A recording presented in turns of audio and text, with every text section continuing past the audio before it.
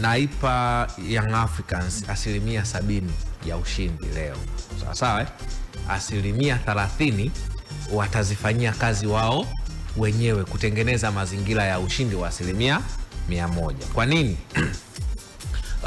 Kutokana na kile ambacho wanakipanga, kocha wa AS FAR Rabat anapanga mpango kazi wake akiwa ugenini.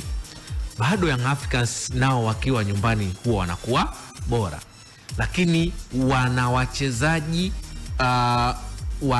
tunasema wana wachezaji wa kaliba ya kuibeba timu. Kwa mfano the likes of Pacome Zouzoua, si ndio anaweza kaibeba timu yeye mwenyewe binafsi akaisaidia timu kupata ushindi. Yuko Maxim pia Nzengeli ni mchezaji wa kaliba ya namna hiyo kwenye eneo la mbele, lakini ni wachezaji ambao huwa wana kaliba ya kucheza kwenye tight spaces, yani kwenye maeneo finyu na kutengeneza chaos ama kutengeneza madhara kwenye eneo la mpinzani. Na ukiwaangalia AS FAR Rabat wanapoufinya uwanja, manake ukiwa na mchezaji ambaye anaweza akacheza kwenye maeneo finyu, kuna uwezekano pia ukawafungua vizuri sana na ukatengeneza mazingira mazuri ya ushindi. Kwa sababu unajua hiyo kasi, hiyo speed ambayo tunaizungumzia ya Rabat ni kule kwao. Yani huku nyumbani nimesema wanacheza sana wanazingatia eneo la kiulinzi. Akija huku kwanza hata hali ya hewa inabadilika. Wanacheza mechi zao usiku. Leo kipute saa 10. Wanapigishwa sana joto na la Zanzibar pale. Ni sawa sawa na timu za Tanzania namna ambavyo zinapata tabu zinapokwenda kucheza away.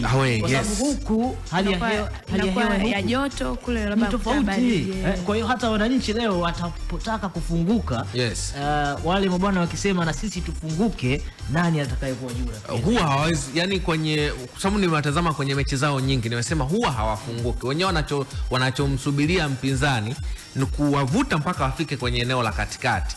Wanapenda sana kufanya zile tunaita vertical transition, kipindi cha mpito kwenye maeneo ya pembeni. Timu kishaja katikati, manake kuna maeneo ya pembeni wanaacha spaces. Hapa ndo unaweza ukakutana na mawinga ambao wanaweza kutumia zile 1v1 kuingia katikati wanakufunga. Kwa hiyo wanacheza kwa nidhamu ya namna hiyo wakiwa ugenini. Moja kati ya maeneo muhimu ambayo wananchi wanapaswa kuyazingatia ni kupunguza makosa binafsi. Kabisa.